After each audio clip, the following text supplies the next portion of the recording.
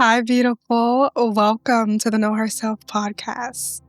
Go ahead and pour yourself a glass of tea, whatever you need to relax, because on this episode, we're going to be talking about why you can't affirm your way out of who you think you are. We have talked about mindset shifts and identity work quite a bit already in this podcast. But today I want to touch on a question that you've probably been asking yourself if you're the kind of person who fell into the trap of believing that affirmations and changing your mindset would eventually change your reality. And that is, why do I constantly keep going back to the same patterns and behaviors even though I know better? And if you've listened to the last two episodes of this podcast, today's episode may sound a little bit repetitive, and that is because this message is so essential, especially if you are looking to make some real growth and some real change in your life. A lot of us have patterns and behaviors that, as we get older, we realize aren't necessarily the best patterns and behaviors to keep. So we really want to grow and change and become better versions of ourselves so that we can have a more fulfilling life.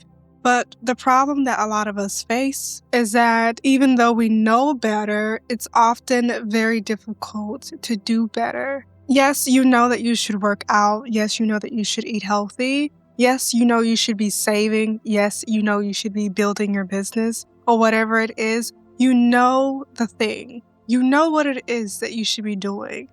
And you may even take small baby steps to make the necessary changes and do what it is you know you're supposed to be doing.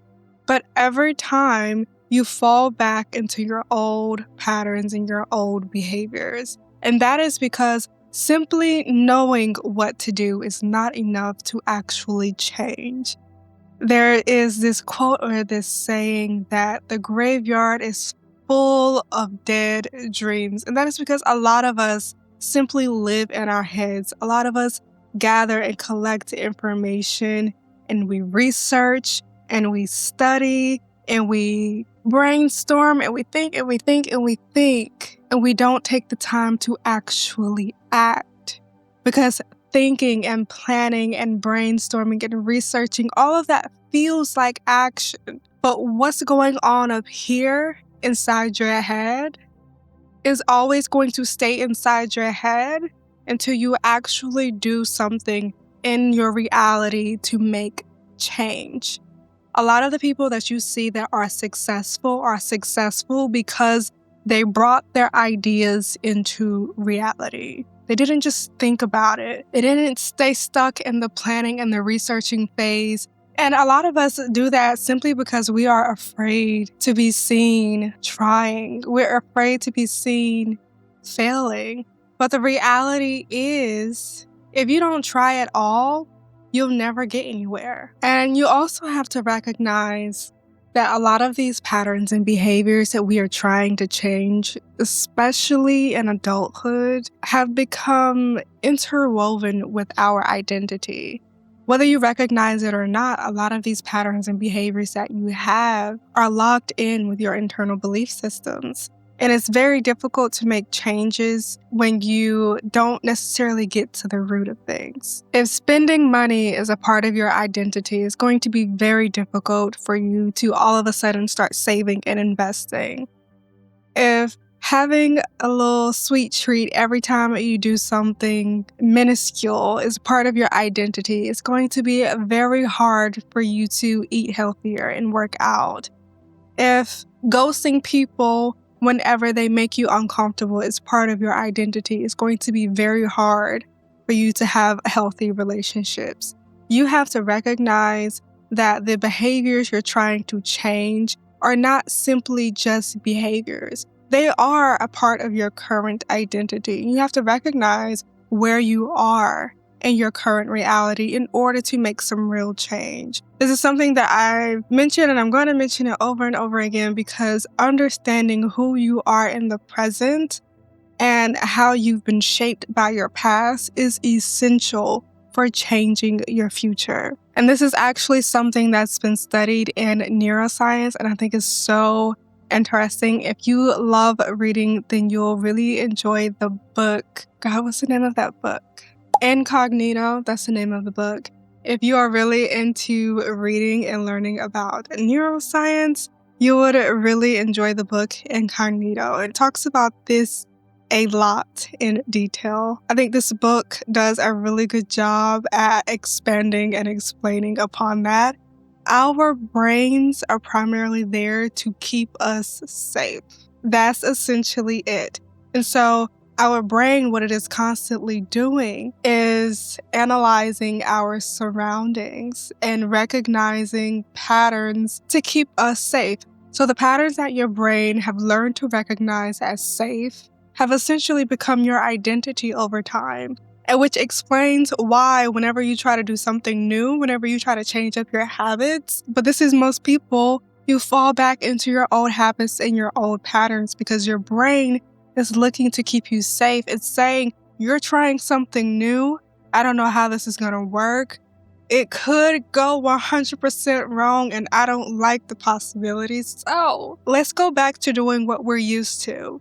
And so in order to really break free from that, you have to, first of all, recognize where those patterns come from, recognize what your brain has trained you to believe is safe. And then you have to actively fight against your own self. And it sounds crazy, it's a little difficult, but once you start practicing it, it's actually very easy to recognize when your brain is sending you thoughts simply to keep you safe. And once you get a hang of that, then it comes action.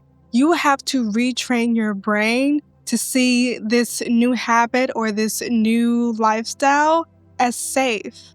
You have to train your brain to see that it is okay for me to let go of this old habit and to move forward with the new habit and the new version of myself. And so that's why I believe that you cannot simply think your way out of an old identity.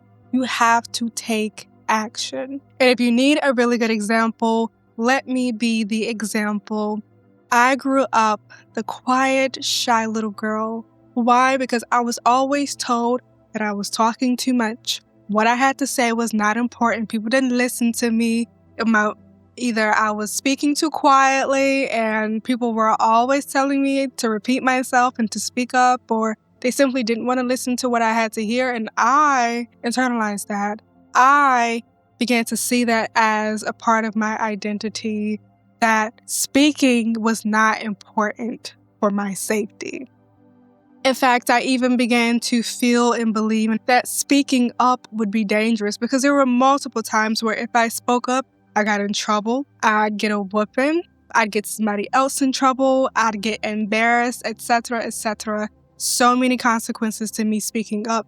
And as an adult, I recognized how much that was really hurting me in my adulthood. Not speaking up for myself, not sharing my ideas and my thoughts, especially my feelings as a woman. Not being able to openly express your feelings as a woman is so detrimental to your health because as a woman, we go through so many feelings. We have so many emotions and we need to let those out. That is a part of how we heal as women. And so going into my adulthood, I started recognizing that holding in all of my thoughts and feelings, my voice, my emotions, it was hurting me physically, mentally, emotionally. And it was not easy to unlearn this habit. Like I mentioned, I first had to figure out why I was behaving this way in the first place. Where did this pattern of not speaking up for myself come from? Why does it feel so difficult for me to speak and use my voice? Why does my voice break whenever I feel like I have something important to say? I had to learn where that came from. And I told you where it came from, okay? And that took a lot of work in therapy.